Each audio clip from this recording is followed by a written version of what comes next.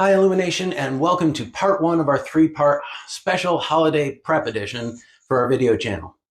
Now, Thanksgiving is a time of rest and gratitude where everything goes right and we're peaceful and happy, and that's a really nice story.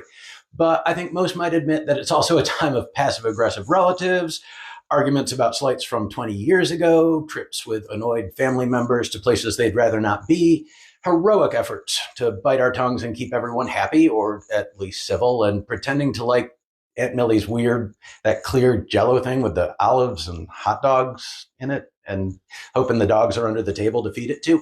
Now, let's add a relative who's living with dementia into the mix.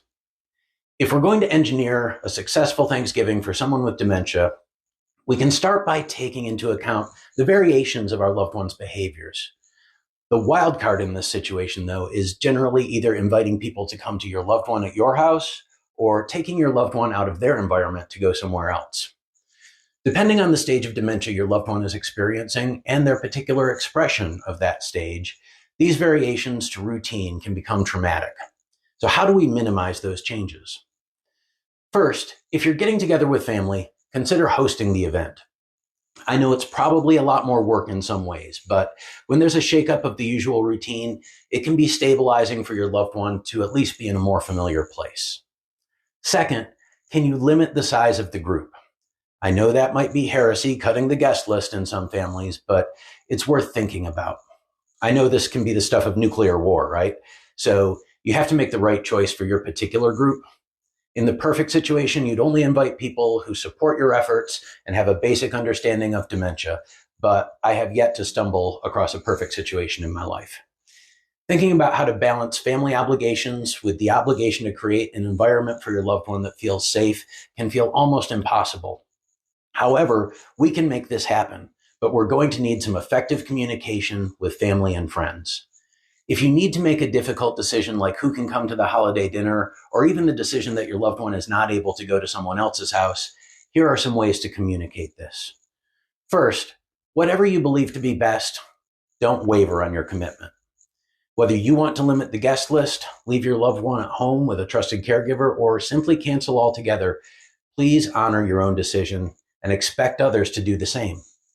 You and your loved one live with the consequences of the choice, not anybody else. Remember, you're making a decision in the best interest of your loved one, and you're doing a great job. You don't have to apologize either. In fact, I'd encourage you not to. You're doing your best job to protect a loved one. Try not to let the word sorry cross your lips. Remain gentle but firm, and use a technique called forced teaming to get them on your side. That just means using we instead of I wherever possible. For example, you might say to someone, "We all want Dad to enjoy the day as much as possible, and a big get-together just won't accomplish our goal." Using this language puts you on the same team as the other person, working for the same goal.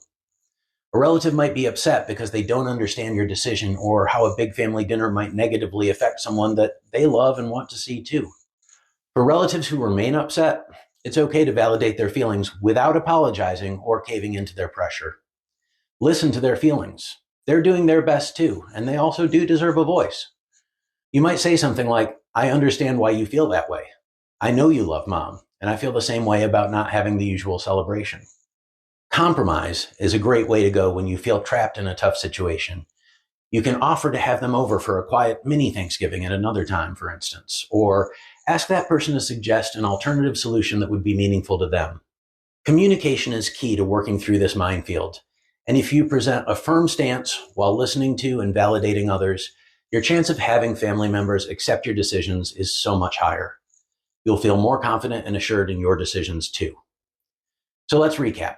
In this video, we've prepared for the holiday planning situation with ways to gently assert yourself about your decisions for the best way to move forward with your loved one. In the next video, we'll talk about how to prepare the people who will be interacting with your loved one. For those who don't see dementia on a regular basis, it can be scary to not know how to act or what's going to happen.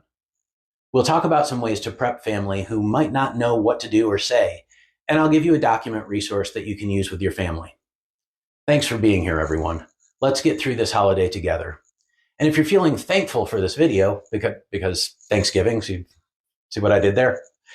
Hit the like button and subscribe to the channel. I'll eat an extra piece of Thanksgiving pie in your honor. Thanks, family.